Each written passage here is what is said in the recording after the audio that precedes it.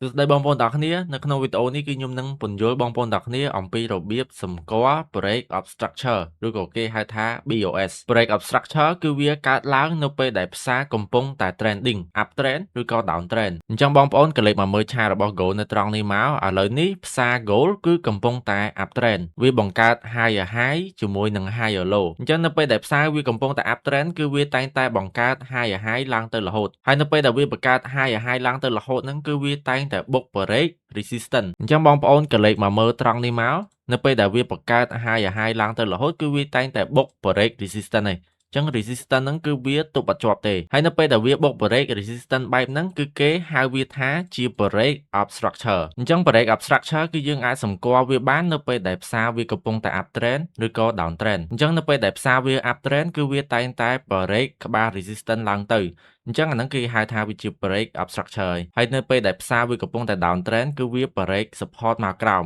អាហ្នឹងក៏គេហៅវាថាជា break of structure ដែរហើយបងប្អូនក៏លេខមកមើលផ្សារ down trend នៅកន្លែងនេះមកខ្ញុំនឹងឲ្យឧទាហរណ៍បងប្អូននៅពេលដែលវាកំពុងតែ down trend ម្ដងអញ្ចឹងនៅពេលដែលផ្សារវាកំពុងតែ down trend វាតែងតែបង្កើតទម្រង់ lower low ជាមួយនឹង lower high ហើយនៅពេលដែលវា down trend គឺវាអត់ឡើងទៅយក resistance ទេគឺវាអត់បុក break ក្បាល resistance ទេវាតែងតែបុក break support